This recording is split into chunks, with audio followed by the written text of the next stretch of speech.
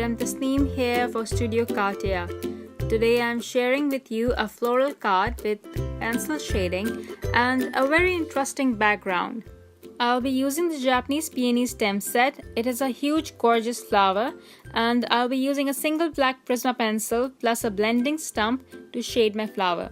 I'll stamp my flower and several leaves from the stem set onto watercolor paper. I'm going to add color to the inner side of the petals. This will give an illusion of depth. At the same time, I'll also add a little shading on the edge of the petal where I think the petal has folds. I'll add color and then blend it with a blending stump. I'm not using any medium to blend, it's just plain dry stump. You can use Gamsol if you want or any mineral spirit. I have never used it.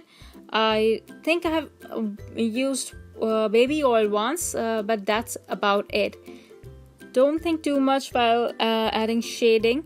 The end result is always great even if you apply shadows or highlights on the wrong areas. The only thing it does change is the look of the flower. I tried my best to keep all the coloring footage. I have just sped up the process.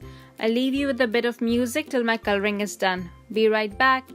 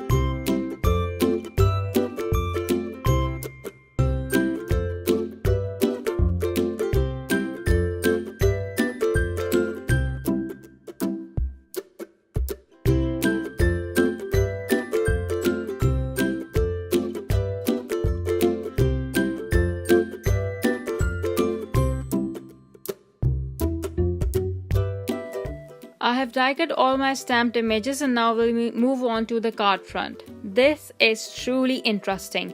I am sure you've seen it before, but this one's slightly different. This piece is leftover gesso from the card I made for Studio Katia release using the mandala stencil. What I did was I applied gesso heavily for that card and then put it aside.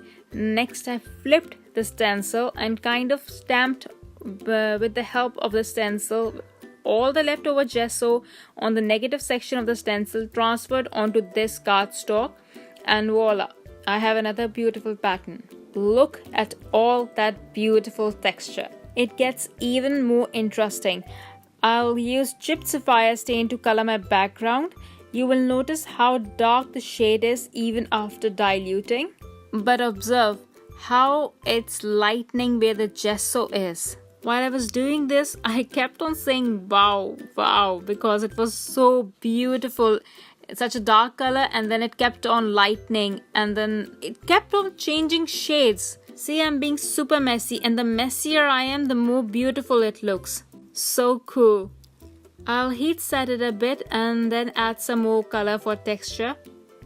Okay, so I just kept the flower on the card front and it doesn't look like the flower matches.